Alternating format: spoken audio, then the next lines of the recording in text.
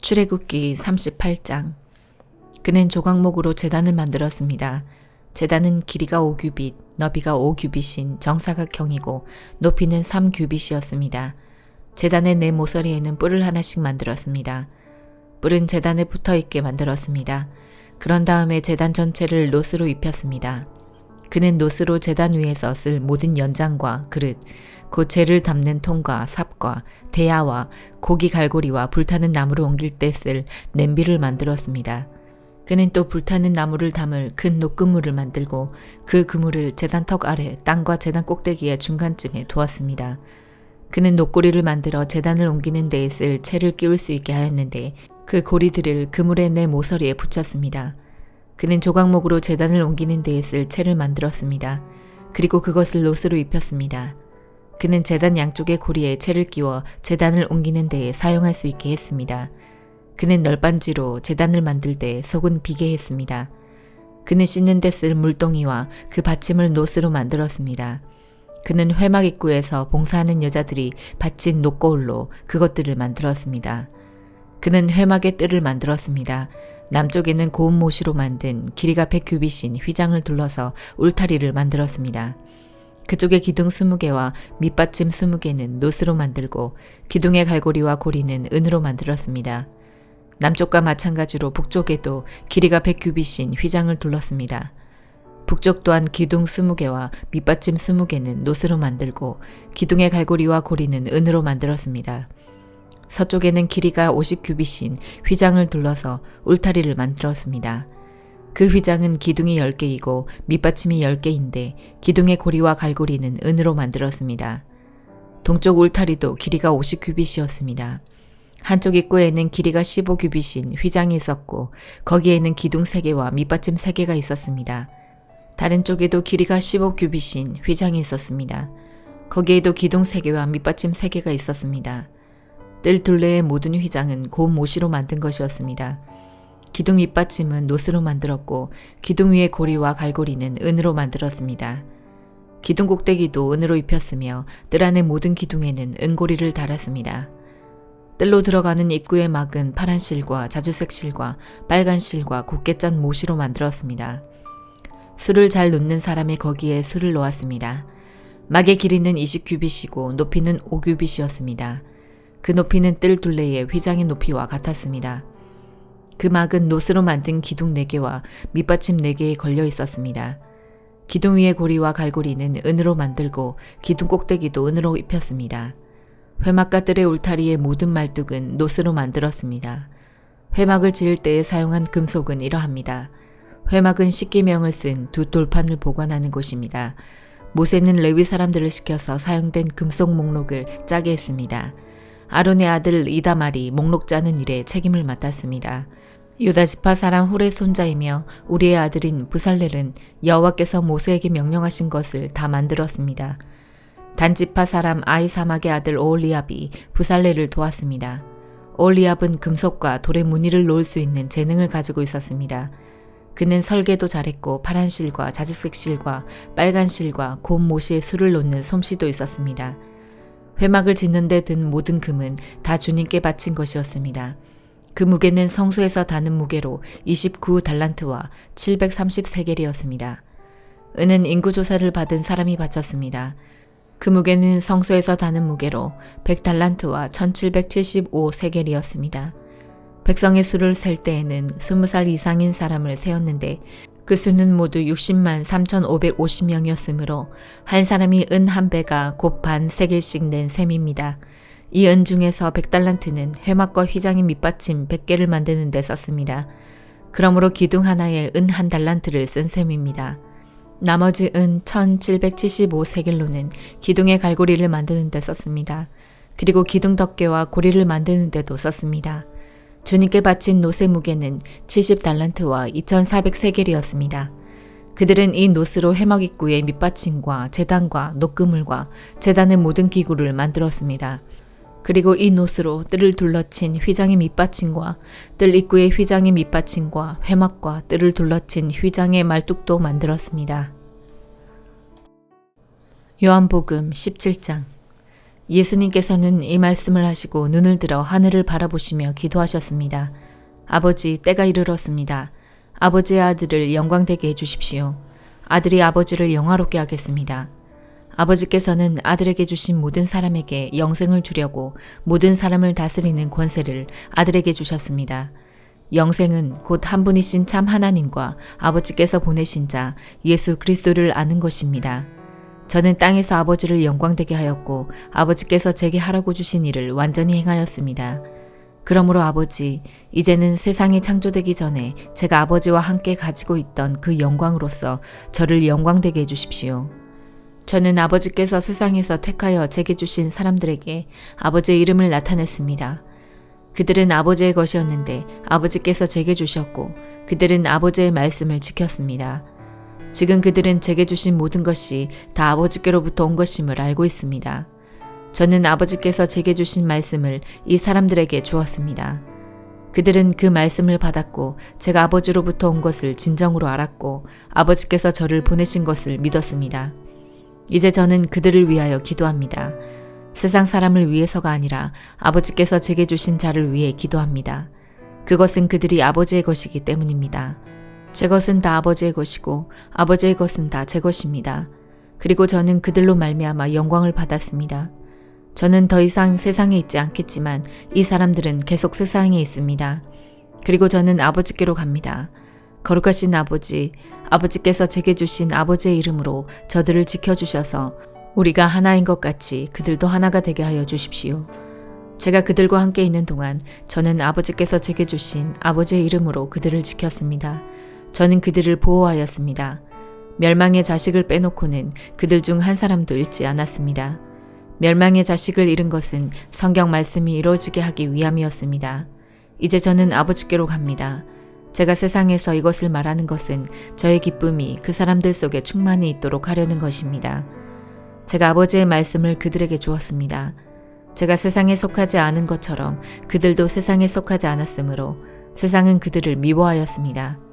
제가 구하는 것은 아버지께서 그들을 세상에서 데려가 달라는 것이 아니라 악으로부터 지켜주시라는 것입니다. 제가 세상에 속하지 않은 것처럼 그들도 세상에 속하지 않았습니다. 그들을 진리로 거룩하게 해주십시오. 아버지의 말씀은 진리입니다. 아버지께서 저를 세상에 보내신 것 같이 저도 그들을 세상에 보냈습니다. 그들을 위해 내 자신을 거룩하게 하는 것은 그들도 진리 안에서 거룩해지도록 하기 위해서입니다. 저는 이 사람들을 위해서만 기도하는 것이 아니라 이 사람들이 전하는 말을 듣고 저를 믿는 사람들을 위해서도 기도합니다. 아버지, 아버지께서 제 안에 계시고 제가 아버지 안에 있는 것 같이 믿는 사람들이 다 하나가 되게 하여 주시고 그들도 우리 안에 있게 하셔서 아버지께서 저를 보내셨다는 것을 세상이 믿게 하여 주십시오. 우리가 하나인 것 같이 그들도 하나가 되게 하기 위해 아버지께서 제게 주신 영광을 이 사람들에게 주었습니다. 제가 그들 안에 있고 아버지께서 제 안에 계십니다. 부디 그들로 온전히 하나가 되게 해주십시오. 그리하여 세상이 아버지께서 저를 보내신 것과 아버지께서 저를 사랑하신 것처럼 그들도 사랑하셨다는 것을 알게 해주십시오. 아버지, 제가 있는 곳에 아버지께서 제게 주신 이 사람들이 저와 함께 있게 하여 주시기를 원합니다. 아버지께서 세상이 창조되기 전에 저를 사랑하셔서 아버지께서 제게 주신 그 영광을 그들로 보게 해주십시오. 의로우신 아버지, 세상은 아버지를 알지 못하지만 저는 아버지를 알며 이 사람들도 아버지께서 저를 보내신 것을 압니다.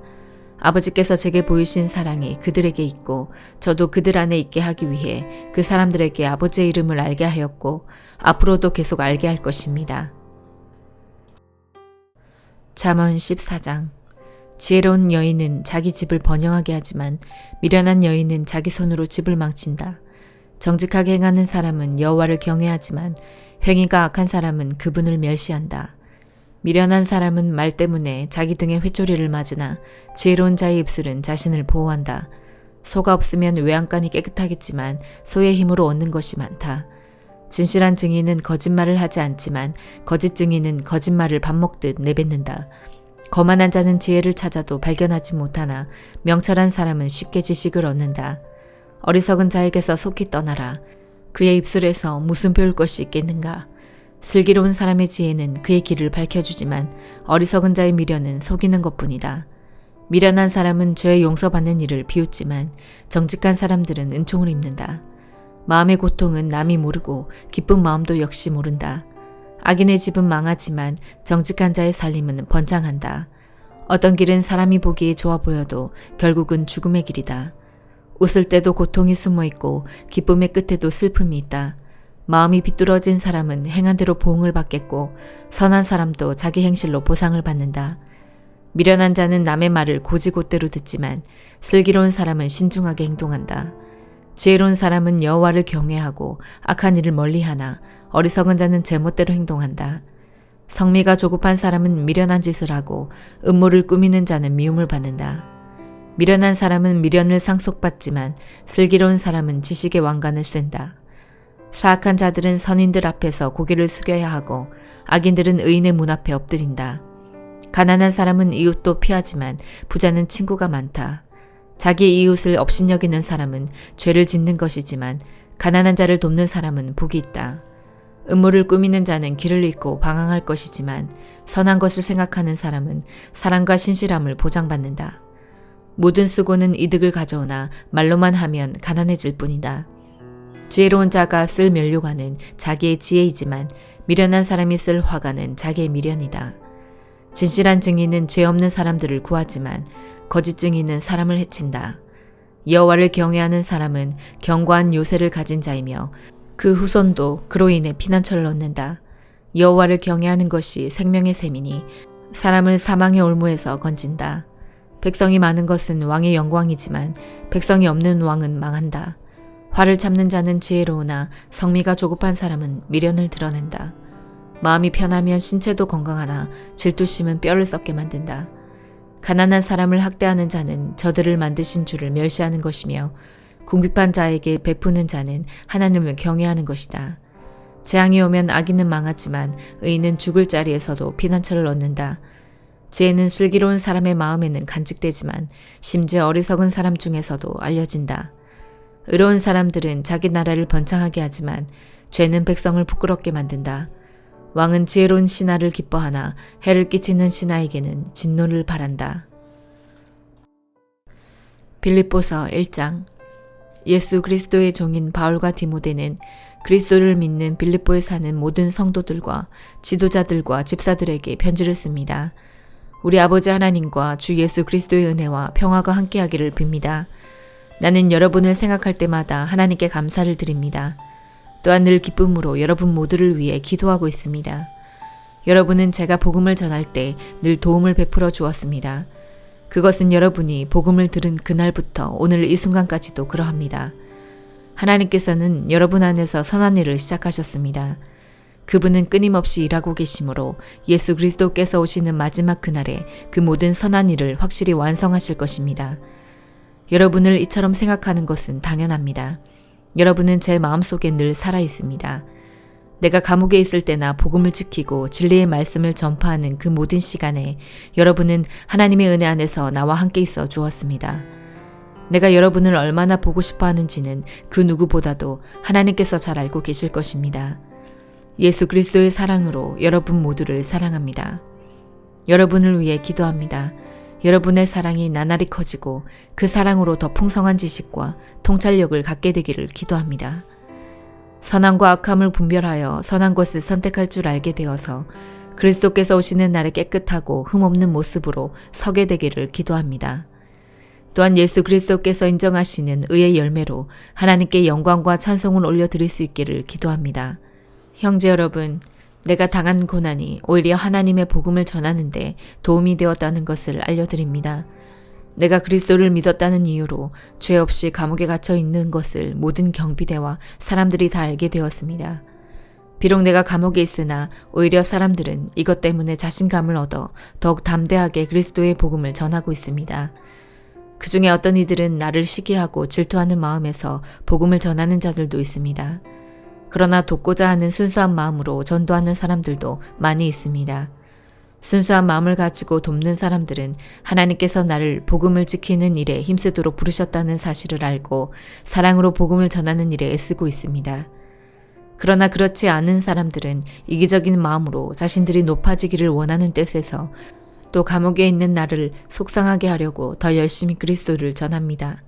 하지만 그들이 내 마음을 속상하게 한다 해도 개의치 않습니다. 그들이 어떤 마음으로 전하든지 간에 중요한 것은 바로 그리스도가 전파되고 있다는 사실입니다. 나는 이것 때문에 기뻐하며 앞으로도 계속 그러할 것입니다. 여러분이 나를 위해 계속 기도하고 있고 예수 그리스도의 성령이 나를 돕고 계시기 때문에 내가 풀려날 것을 잘 알고 있습니다. 내가 바라고 또 바라는 것은 어떠한 상황에서도 그리스도를 배반하지 않는 것입니다. 지금처럼 항상 용기를 가지고 살든지 죽든지 그리스도를 높이기 원합니다. 나는 그리스도를 위해 사는 데 목적을 두고 있기 때문에 죽는 것도 내게는 유익합니다. 그러나 살아가는 동안 그리스도를 위해 일하고 사람들을 그리스도께로 인도할 수 있다면 사는 것과 죽는 것 중에 어느 쪽을 택해야 할지 모르겠습니다. 둘 중 하나를 선택하기가 힘이 듭니다. 이 세상을 떠나 그리스도 곁에 있고 싶은 까닭은 그것이 훨씬 행복할 것이기 때문입니다. 그러나 여러분을 위해서 이 세상에 있어야 할 줄을 알고 있습니다. 내가 여러분 곁에 머물러 여러분의 믿음을 자라게 하고 또 기쁨을 누리도록 도와줄 필요가 있음을 잘 알고 있습니다. 내가 다시 여러분에게 가게 되면 예수 그리스도 안에서 여러분의 기쁨이 충만하게 될 것입니다. 여러분은 그리스도의 기쁜 소식을 들은 자로서 하나님께 영광 돌리는 삶을 살도록 하십시오. 그러면 내가 함께 있든지 떠나 있든지 여러분에 관해 기쁜 소식을 들을 수 있을 것입니다. 여러분이 한마음 한뜻으로 열심히 복음을 전한다는 소식을 듣기 원합니다. 여러분을 대적하는 자들을 두려워하지 마십시오. 이 모든 것은 여러분이 구원받았다는 증거이며 그들이 멸망할 것이라는 증거입니다. 하나님께서는 여러분에게 그리스도를 믿는 특권뿐만 아니라 그리스도를 위해 고난받는 특권도 주셨습니다. 이 두 가지 모두 하나님께는 영광이 되는 것입니다. 내가 여러분과 함께 있을 때 여러분은 내가 고난 당하는 것을 보았습니다. 또한 지금 내가 겪고 있는 고난에 대해서도 들었을 것입니다. 여러분 역시 이와 같은 고난을 겪고 있는 것입니다. 아멘.